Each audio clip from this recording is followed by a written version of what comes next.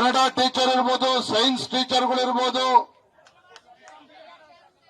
Hindi teacher ಇರ್ಬೋದು, PSTR ಶಿಕ್ಷಕರ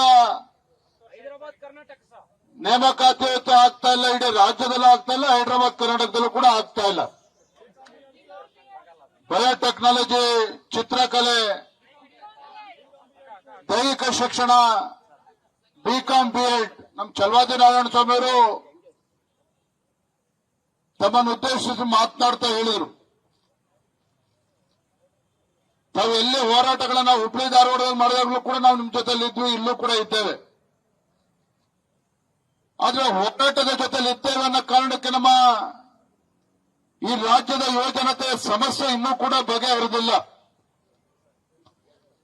ಯುವಕರು ಹೋರಾಟ ಮಾಡ್ತಾ ಇದ್ದಾರೆ, ನಾವು ಹೋಗಿ ಭಾಷಣ ಮಾಡಿದ ತಕ್ಷಣ ಅವರ ಸಮಸ್ಯೆ ಪರಿಹಾರ ಇನ್ನೂ ಕೂಡ ಉತ್ತರ ಸಿಗ್ತಾ ಇಲ್ಲ.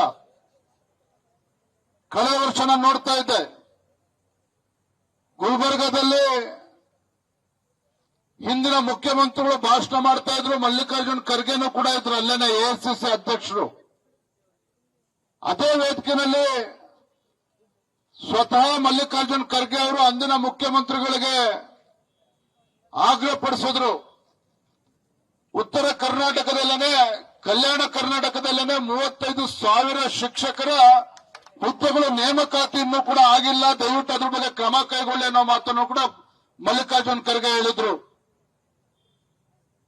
ನಾನು ನೋಡ್ತಾ ಇದ್ದೀನಿ ಕಳೆದ ಕೆಲವು ದಿನಗಳಿಂದ KPSC PDOಗಳ ಪರೀಕ್ಷೆಯಲ್ಲೂ ಕೂಡ ಅವ್ಯವಹಾರಗಳಾಗಿದ್ದಾವೆ.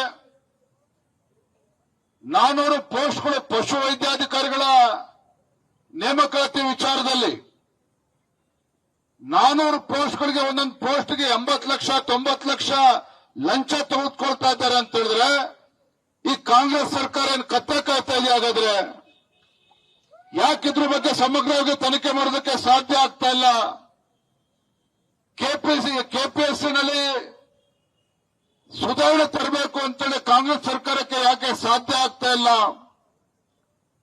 ಅವ್ರಿಗೆ ಸಾಧ್ಯ ಆಗ್ತಾ ಇಲ್ಲ ಸುಧಾರಣೆ ತರೋದಕ್ಕೆ ಕೆಪಿಎಸ್ಸಿಲಿ ಅಂತ ಹೇಳಿದ್ರೆ, ನಾನು ವೇದಿಕೆ ಮೂಲಕ ರಾಜ್ಯದ ಮುಖ್ಯಮಂತ್ರಿ ಕೇಳಕ್ಕೆ ಇಚ್ಛೆ ಪಡ್ತೇನೆ. 400 ಪೋಸ್ಟ್ಗಳಿಗೆ 90 ಲಕ್ಷ 80 ಲಕ್ಷ ಅಂತ ಹೇಳಿದ್ರೆ ಸರಿಸುಮಾರು 350 ಕೋಟಿ ರೂಪಾಯಿಗಳಾಯ್ತು ಲಂಚ. ಆ 350 ಕೋಟಿ ಲಂಚ ರಾಜ್ಯ ಸರ್ಕಾರಕ್ಕೆ ಮಾನ್ಯ ಮುಖ್ಯಮಂತ್ರಿಗಳಾದ್ರೂ ಪಾಲು ಎಷ್ಟು ಬಂದಿದೆ ಅನ್ನೋದನ್ನು ಕೂಡ ಇವತ್ತು ಬಹಿರಂಗಪಡಿಸಬೇಕಾಗ್ತದೆ ರಾಜ್ಯದ ಮುಖ್ಯಮಂತ್ರಿಗಳು.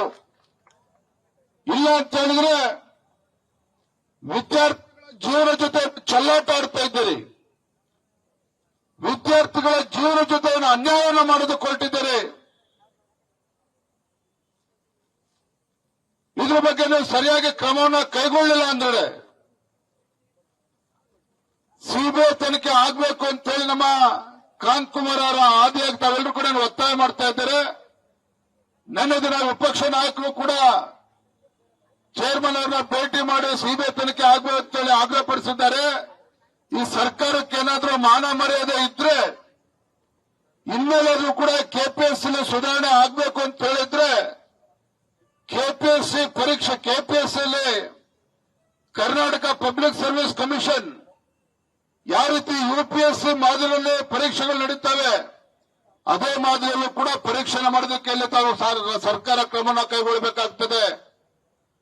ಭ್ರಷ್ಟಾಚಾರ ನಿಲ್ಲಬೇಕು ಅಂತ ಹೇಳಿದ್ರೆ ಇವೆಲ್ಲವನ್ನೂ ಕೂಡ ಸಿಬಿಐ ತನಿಖೆಗೆ ರಾಜ್ಯ ಸರ್ಕಾರವೇ ಕೊಡೋದಕ್ಕೆ ಮುಂದೆ ಬರಬೇಕು ಅಂತ ಹೇಳಿ ನಾನು ವೇದಿಕೆ ಮೂಲಕ ಆಗ್ರಹಪಡಿಸ್ತಾ ಇದ್ದೇನೆ. ಪಾಪ ಇಲ್ಲೆಲ್ಲ ನಮ್ಮ ಗಾಯಗಳ ಒಂದು ಭಾವಚಿತ್ರ ಹಿಡ್ಕೊಂಡು ನಮ್ಮ ಸಂಗೀತ ಬ್ಲೈಂಡ್ ಕಣ್ಣಿಲ್ದಕ್ಕಂತರೂ ಕೂಡ ಇಲ್ಲಿ ಕೂತು ಪ್ರತಿಭಟನೆ ಮಾಡ್ತಾ ಇದ್ದಾರೆ. ದುರಂತ ಅಂತ ಹೇಳಿದ್ರೆ ವಿಕಲಚೇತನರಲ್ಲಿದ್ದಾರೆ. 15-20 ವರ್ಷ ಆದ್ರೂ ಕೂಡ ಇವತ್ತು ನೇಮಕಾತಿ ಆಗಲ್ಲ ಅಂತ ಹೇಳಿ ಸಂಗೀತ ಟೀಚರ್ಗಳು, 15-20 ವರ್ಷ ಆದ್ರೂ ಕೂಡ ದೈಹಿಕ ಟೀಚರ್ಗಳು ಇವತ್ತು ಅಪಾಯಿಂಟ್ಮೆಂಟ್ ಆಗೋದಿಲ್ಲ ಅಂತ ಹೇಳಿದ್ರೆ ಯಾವ ಗ್ಯಾರಂಟಿಗಳ ಬಗ್ಗೆ ಮಾತನಾಡ್ತಾ ಇದ್ದೀರಿ ನಾವು ರಾಜ್ಯದ ಮುಖ್ಯಮಂತ್ರಿಗಳೇ?